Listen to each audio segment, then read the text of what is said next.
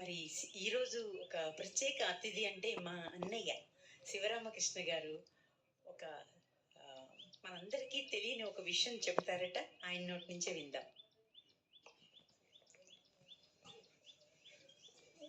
నా ఆరాధ్య గాయకులు బహుభాష బహుగళ గాయకులకి పుట్టినరోజు నేను రావడానికి అనారోగ్యం వల్ల రాలేకపోయాను.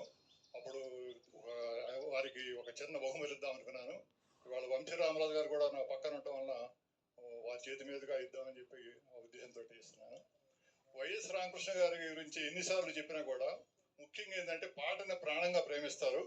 ఇంకొకటి ఏంటంటే ఆయన దగ్గర కొంచెం మిగతా వాళ్ళ కొద్దిగా లేనిది, అంటే అందరిలోని కాదు, వినయం ఎక్కువ.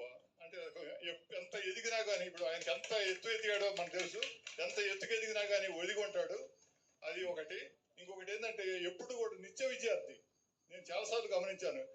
ఇవాళ ఒక్కొక్కప్పుడు అనుకుంటాను ఈ పాట సరిగా రాలేదు అనుకుంటే నెక్స్ట్ ప్రోగ్రామ్ గమనిస్తే ఆ పాట ఎట్ట పడతాడు అని ఖచ్చితంగా ఇంప్రూవ్మెంట్ ఉంటుంది.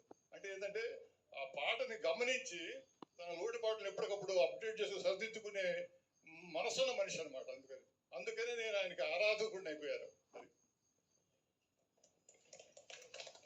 ఒక మంచి బహుమతితో రామకృష్ణ గారికి ఇవ్వాలని ఒక సర్ప్రైజింగ్ గిఫ్ట్ అనమాట.